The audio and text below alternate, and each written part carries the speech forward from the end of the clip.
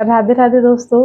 कैसे हो आप सभी? तो आशा करते हैं आप सभी अच्छे होंगे, स्वस्थ होंगे और मस्त होंगे। तो आप सभी का हमारे चैनल पे हार्दिक स्वागत है। आज हम इस वीडियो में जानेंगे हरतालिका तीज। हरतालिका तीज का व्रत 2025 में हमें कब करना है और कुछ जैसे महत्वपूर्ण बातें होती है कि गर्भवती महिला इस व्रत को करे कैसे करे, कुंवारी लड़कियां इस व्रत को कैसे करे, पूजा कब कैसे करे और 2 व्रत पड़ रहे हैं तो लगातार कैसे करें। तो और भी बहुत सारी बातें हम आप लोगों को बताएँगे कि हरतालिका तीज में सोया जाता है या नहीं सोया जाता है।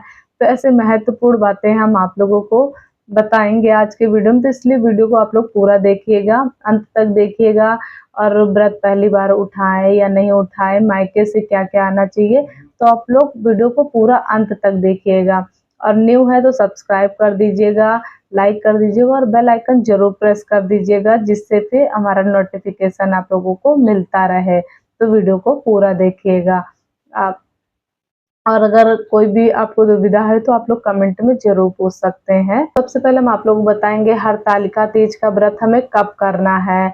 तो किसी के घर में हरतालिका तीज व्रत किया जाता है, तो किसी में हरियाली तीज का व्रत किया जाता है। इस साल हरतालिका तीज भादो महीने के शुक्ल पक्ष की तृतीया के दिन हरतालिका तीज का व्रत करते हैं। 26 अगस्त को व्रत करना है आप लोगों को। दिन है मंगलवार, तो मंगलवार के दिन हरतालिका तीज का व्रत संपन्न किया जाएगा।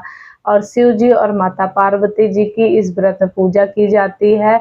हर सुहागन स्त्री अपने अखंड सौभाग्य के लिए इस व्रत को रखती हैं, अपने पति की दीर्घायु के लिए यह व्रत करती हैं। तो हरतालिका तीज का व्रत हो या हरियाली का व्रत हो, ये सारे व्रत एक से ही होते हैं, थोड़ा बहुत अंतर होता है। तो सबसे पहले हम आप लोगों को बताएँगे कि गर्भावस्था में क्या ये व्रत रखा जा सकता है। तो हम आपको बता दें कि यह व्रत जो होता है 24 घंटे का निर्जला व्रत होता है। एक दिन पहले नहाए-खाए होता है और अगले दिन पहले व्रत रखते हैं और फिर अगले दिन हम पारण करते हैं। तो मान लीजिए आपकी तबीयत खराब है या ऐसी कुछ परिस्थिति है, आप गर्भावस्था में हैं, तो ये व्रत करने वाले करते हैं, सहने वाले सह लेते हैं। लेकिन मान लीजिए जिनसे नहीं सहा जाता है, तो वो लोग क्या करेंगे? तो जल और फल लेकर के वो लोग इस व्रत को रख लें। अगर वैसे भी नहीं रख पा रहे हैं, तो बहुत ज़्यादा दिक्कत परेशानी है, किसी को डॉक्टर मना कर रहे हैं, तो आपके घर वाले भी मना कर रहे हैं, तो आपके पति यह व्रत रख सकते हैं। यह व्रत कभी भी छोड़ा नहीं जाता है, आपकी जगह पे आपके पति यह व्रत रख सकते हैं, तो इसको छोड़ना नहीं है आपको। अगर रख पा रहे तो आप जल फल पे भी इस व्रत को रख सकते हैं, मतलब फलाहार करके या अपने पति से भी इस व्रत को करवा सकते हैं। लेकिन कुछ लोग नहीं रखते हैं, तो आप लोग फलाहार करके इस व्रत को अपना संपन्न कर सकते हैं, क्योंकि छोड़ा नहीं जाता है ये व्रत। बहुत ज़्यादा रिस्क है, अगर नहीं रख पा रहे तभी आप अपने पति से करवा लीजिए, अपने हस्बैंड से, वरना आप खुद रख लीजिए फलाहार करके। और दूसरा हम आप लोगों को बताते हैं कि पहली बार ये व्रत उठाया जाता है कि नहीं उठा सकते, तो मायके से या ससुराल से कहाँ से इस व्रत को उठाएँ। तो आप लोग ये व्रत चाहे जहाँ भी हो, चाहे बाहर हो या मायके हो, ससुराल हो, आप इस व्रत को उठा सकते हैं। ऐसा कुछ भी नहीं है कि व्रत नहीं उठाना है। तो इस बार अधिक मास, मलमास कुछ भी नहीं पड़ा है, तो आप ये व्रत उठा लेंगे। तो गर्भवती महिला भी इस तरीके से व्रत रहेंगी। तो कुंवारी लड़कियाँ जो हैं, तो क्या हरतालिका तीज का व्रत कर सकती हैं? तो इसमें हम बताते हैं आप लोगों को कि ऐसा कुछ नहीं है। करने के लिए कुंवारी लड़कियाँ करवा चौथ भी करती हैं, हरताली तीज का भी व्रत करती हैं और हरतालिका तीज का भी व्रत करते हैं। कुछ राज्यों में करते हैं, तो और कुछ जगह पे नहीं करते हैं। लेकिन ऐसा कुछ भी नहीं है। शादी अगर कुंवारी लड़कियाँ हैं, तो वो भी कर सकती हैं इस व्रत को। इससे उनको जो आगे आने वाले उनके जो पति होंगे, तो अच्छे मिलेंगे उनको। तो कर सकती हैं, उनको अच्छा वर मिलेगा, तो इसलिए अच्छे वर के लिए वो इस व्रत को कर सकती हैं।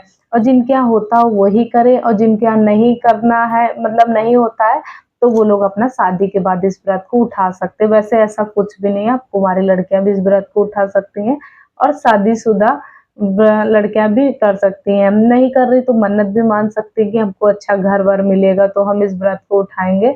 तो वैसे भी कर सकते हैं। तो ये एक बात हो गई।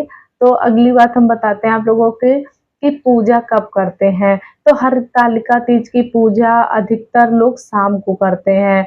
आप लोग अपना-अपना नियम देख लीजिएगा, लेकिन ज़्यादातर शाम में पूजा होती है, सुबह साधारण पूजा होती है, जैसे हम रोज़ की पूजा करते हैं। तो उसी प्रकार से सुबह की पूजा ऐसे सिंपल सी कर लेते हैं और शाम को चौकी स्थापित करके भी हम लोग पूजा कर सकते हैं। और मंदिर में जगह है, तो आप लोग वहाँ पे भी डायरेक्ट कलश स्थापना करके पूजा पाठ कर सकते हैं अपनी। तो इस तरीके से आप पूजा कर सकते हैं। तो कुछ लोग कहते हैं कि 24 घंटे इस व्रत में नहीं सोना चाहिए, नहीं तो अजगर का जन्म होता है। तो इसे कथा में भी लिखा, जो फल खाता है वो बंदरिया बनता है, जो मिठाई खाता है वो चींटी बनता है और जो सोता है तो वो अजगर बनता है। तो ऐसा नहीं है, आप अपने-अपने ऊपर है कि अगर नहीं रहा जा रहा तो क्या करेंगे, सो भी सकते हैं, ऐसा कुछ नहीं है। रात्रि में सो सकते हैं, दिन में मान लीजिए ना सोइए, भजन कीर्तन कर लीजिए, लेकिन रात्रि में आप सो भी सकते हैं, ऐसा कुछ भी नहीं है, तो सो सकते हैं। लेकिन मान लीजिए अगर रात्रि में जगना पड़ रहा है तो ऐसा सब जगह पर अलग-अलग नियम होते हैं। तो कुछ लोग सोते हैं और कुछ लोग रात्रि को जागरण करते हैं। तो ऐसा आप लोग देख लीजिएगा, वैसे ऐसा ज़रूरी नहीं है, आप सो भी सकते हो, रात्रि में सो सकते हो, दिन भर मत सोइए, लेकिन रात्र में आप अपना आराम कर लीजिए, सो लीजिए। और जैसा जिसके घर में विधि हो तो आप लोग उस विधि से कीजिएगा, लेकिन अगर जिनके घर में सोया जाता है, वैसे ऐसा कुछ नहीं है। तो अगली बात है कि आप तो जैसे कि मायके में कुछ शोक हो जा रहा है, कुछ दिक्कत परेशानी हो जा रही, तो आप लोग किस तरीके से व्रत करिए। तो आप अपने ससुराल में हैं, तो आपको मायके से कोई लेना-देना नहीं होता है। अब शादी के बाद आप अपना दूसरे के कुल के हो जाती हैं, ससुराल की हो जाती, तो आपको अपने ससुराल के रीति-रिवाज़ निभाने हैं, मायके के नहीं निभाने हैं, क्योंकि मायके का दुःख तो होता है, लेकिन हमको चलाना नहीं है। हमको अपने ससुराल का देखना है, हम अपने ससुराल के रीति-रिवाज चलाएँ। अगर मान लीजिए आपके ससुराल में ऐसा कुछ है, तो आप नहीं कर सकते हैं, लेकिन मायके का नहीं लिया जाता है, तो मायके का नहीं लेना है आप लोगों को, ससुराल का करना है तो आप सब कुछ कर सकते हैं। तो बहुत लोग कहते हैं गर्भावस्था में प्रेग्नेंट महिलाएँ जो हैं, तो क्या मेहंदी लगा सकती हैं? तो जी बिल्कुल लगा सकती हैं मेहंदी।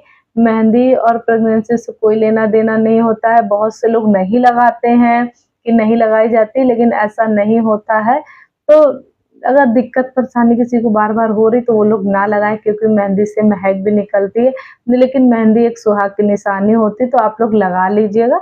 अब बाकी आप लोग अपना घर का भी देख लीजिएगा, अगर कोई मना करता है आपको तो मत लगाइए। वैसे मेहंदी ज़रूरी होता है, मेहंदी लगाइए हाथों में, पूरा अपना पति का नाम लिखिए और मेहंदी भर-भर हाथों पे लगाइए, तो ऐसे कर सकते हैं। तो सोमवार का व्रत हम रखते हैं और मंगलवार को तीज का व्रत पड़ रहा है, तो दो-दो व्रत कैसे रखेंगे हम लोग? तो हम आपको बता देते हैं कि अगर आप संख्या में व्रत नहीं रखते हैं, मान लीजिए हर सोमवार रह रहे हैं तो आप सोमवार का व्रत छोड़ दीजिए, और मान लीजिए कि गिनती का है तो 2-2 व्रत है, तो शारीरिक क्षमता तो आप रख सकते हैं। सोमवार व्रत के दिन मीठा भोजन किया जाता है शाम को, तो इस तरीके से कर लीजिएगा, या तो छोड़ दीजिए या तो फिर मीठा खा के व्रत रख दीजिए। अगर फलाहार करते हैं तो मीठा भोजन भी खा लीजिएगा। अगर वो भी मान लीजिए सोमवार व्रत में मीठा खाया जाता है, अगर वो भी नहीं रहा जाता तो आप सेंधा नमक का सेवन कर लीजिएगा। लेकिन हरतालिका तीज का व्रत नहीं छोड़ा जाता है, उसको तो करना ही करना होता है। तो आप लोग 2-2 व्रत अगर लगातार पढ़ रहे हैं तो ये आपके ऊपर है कि आपको कैसे करना है। तो इस तरीके से है। तो अगला है कि जैसे किसी का व्रत मान लीजिए छूट गया है तो क्या दोबारा से कर सकते हैं? तो बिल्कुल कर सकते हैं। ऐसा कुछ नहीं है, आप लोग दोबारा से हरतालिका तीज का व्रत उठा सकते हैं, कि ऐसा नहीं है कि एक बार छूट गया तो हम कभी इस व्रत को नहीं रखते हैं। इमरजेंसी में छूट गया हो तो ऐसा कुछ नहीं है, आप व्रत को दोबारा से उठा सकते हैं। कुछ ऐसी दिक्कत परेशानी आती तभी इंसान छोड़ता है, वैसे नहीं छोड़ता है, और छोड़ना भी नहीं चाहिए। जितना आपकी क्षमता हो आप उतना व्रत को रखिए, इसको छोड़ा नहीं जाता है। अगर छूट गया तो उठा सकते हैं, और पहली बार है तो भी उठा सकते हैं। आप कहीं भी हो, घर से बाहर हैं, मायके, ससुराल कहीं भी हो तो आप अपना व्रत उठा सकते हैं। तो कुछ लोग पूछते हैं कि साड़ी कहाँ की पहननी चाहिए? तो अगर मायके से आ जाती है तो बहुत अच्छी बात है, तो आप मायके की साड़ी पहन कर के पूजा कर सकते हैं। अगर नहीं, कोई दिक्कत परेशानी नहीं आ रही है, तो आप अपनी साड़ी भी, कोरी साड़ी या लेकर के साड़ी, उसको भी पहन सकते हैं। और नहीं कोई दिक्कत है कि नहीं ले सकते हैं ना कुछ भी, तो उसमें हम पुराना साड़ी भी है तो उसको हम धुल के साफ स्वच्छ करके उस साड़ी को भी हम पहन सकते हैं, ऐसा कुछ भी नहीं है। अगर क्षमता है खरीदने की तो खरीद सकते हैं, तो लिया दिया भी है तो वो भी साड़ी हम पहन सकते हैं, ऐसा कोई भी नियम नहीं है कि नया साड़ी कोरा साड़ी पहनना है। तो ये थी हमारी हरितालिका तीज की जानकारी। अगर आप लोगों को समझ में आई हो, अच्छी लगी हो तो फटाफट से लाइक कर दीजिए, ज़्यादा से ज़्यादा शेयर कर दीजिएगा और जो लोग नए जुड़े हुए हैं तो फटाफट से सब्सक्राइब कर दीजिए और बेल आइकन ज़रूर प्रेस कर दीजिए, जिससे हमारा नोटिफ़िकेशन आप लोगों को मिलता रहे। तो चलिए मिलते हैं नेक्स्ट वीडियो में, तब तक के लिए राधे राधे। जय माँ गौरी।